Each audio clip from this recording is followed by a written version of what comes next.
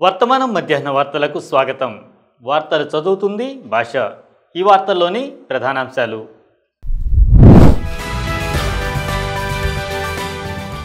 ఇజ్రాయెల్ను America పెంపుడు కుక్కగా అభివర్ణించిన Khamenei.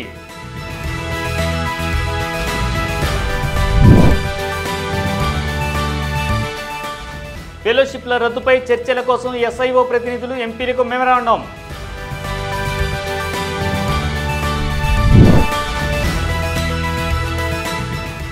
Telangana AP మధ్య సాగునీటి వివాదాల పరిష్కారానికి నిపుణుల కమిటీ ఏర్పాటు. Iran supreme leader Ayatollah Khamenei America, ఇజ్రాయెల్పై మరోసారి మండిపడ్డారు. ఇజ్రాయెల్ అమెరికా పెంపుడు కుక్కలాగా ఆ దేశం చెప్పినట్టు ఆడుతుందని విరుచుకుపడ్డారు. దాని సూచనల ప్రకారమే నడుచుకుంటోందని ఆరోపించారు.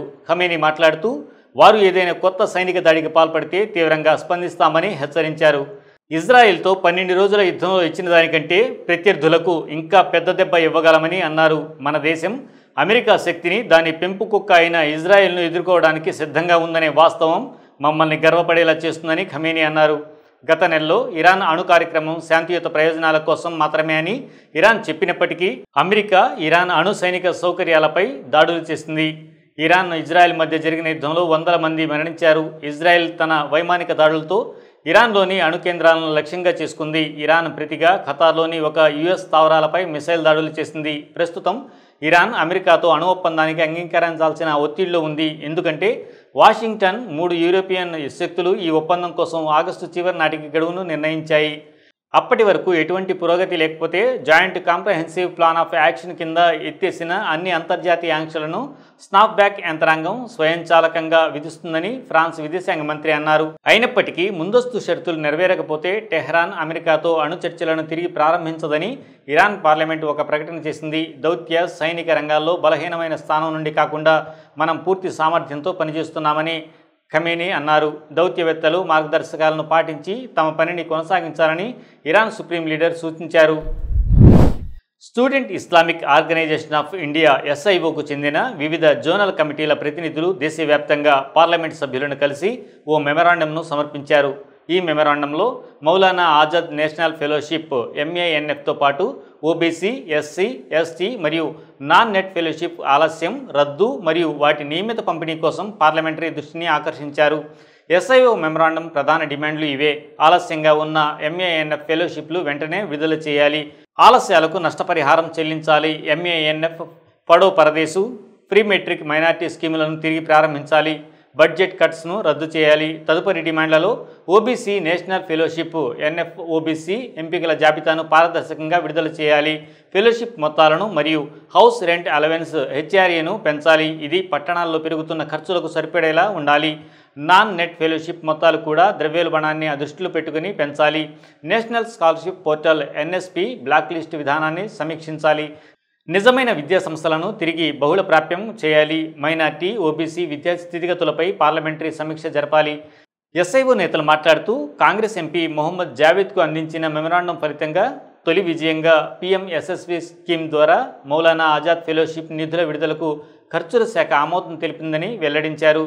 ఇది ఓ ముందడుగైనా మేము ఇంకా ఇతర ఫెలోషిప్లకు ఉన్న ఆలస్యం, రద్దు, కట్స్పై నిరంతర పోరాటం కొనసాగిస్తాము. మైనార్టీలు, OBC, SC, ST, non net అభ్యర్థులకు న్యాయమైన పంపిణీ కోసం ఎస్ఐఓ కట్టుబడి ఉంది అని పేర్కొన్నారు. తెలంగాణ సీఎం రేవంత్ రెడ్డి ప్రకటించిన ప్రకారం తెలంగాణ మరియు ఆంధ్రప్రదేశ్ రాష్ట్రాల మధ్య సాగునీరు ప్రాజెక్టులపై తలెత్తున్న వివాదాలకు పరిష్కారం కోసం 2 రాష్ట్రాల సీనియర్ అధికారులు, ఇంజనీర్లతో కూడిన నిపుణుల కమిటీని ఏర్పాటు చేయనున్నారు. ఈ కమిటీ ప్రధానంగా కొత్త ప్రాజెక్టులకు అనుమతులు, ప్రస్తుత ప్రాజెక్టులకు నీటి కేటాయింపులు, అలాగే ఇప్పటికే పూర్తయిన ప్రాజెక్టులపై చర్చించి సమస్యలను గుర్తించనుంది. ఈ కమిటీ నివేదికను ఆధారంగా చేసుకుని ముఖ్యమంత్రుల స్థాయిలో తదుపరి చర్చలు జరగనున్నాయి.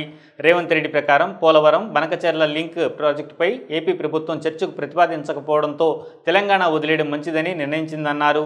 Polavaram project authority PPA, central water commissioner CWC, Godavari river management board GRMBతో పాటు తెలంగాణ ప్రభుత్వం కూడా ఈ ప్రాజెక్టుపై అభ్యంతరాలు తెలిపిన విషయాన్ని ఆయన గుర్తు చేశారు. తెలంగాణ జలవనరుల మంత్రి N. ఉత్తమ్ కుమార్ రెడ్డి మాట్లాడుతూ కృష్ణానదిపై మరియు అనుబంధ కాలువల వద్ద నీటి ప్రవాహాన్ని కొలిచేందుకు టెలిమెట్రీ మానిటరింగ్ వ్యవస్థలు ఏర్పాటు చేయాలని నిర్ణయించామని తెలిపారు. ఈ వ్యవస్థలను కృష్ణానది మేనేజ్మెంట్ బోర్డు కేఆర్ఎంబీ ద్వారా ఏర్పాటు చేయడం కోసం తెలంగాణ నిధులు సమకూర్చనుందని వెల్లడించారు. శ్రీశైలం డ్యాం ఫ్లంజ్ పూల్ మరియు ఇతర మరమ్మతులపై తెలంగాణ ప్రభుత్వం national dam safety authority NDSA వ్యక్తపరిచిన ఆందోళన నేపథ్యంలో కేంద్రం ఆంధ్రప్రదేశ్ను ప్రాజెక్టు మరమ్మతులు చేపట్టాలని ఆదేశించింది.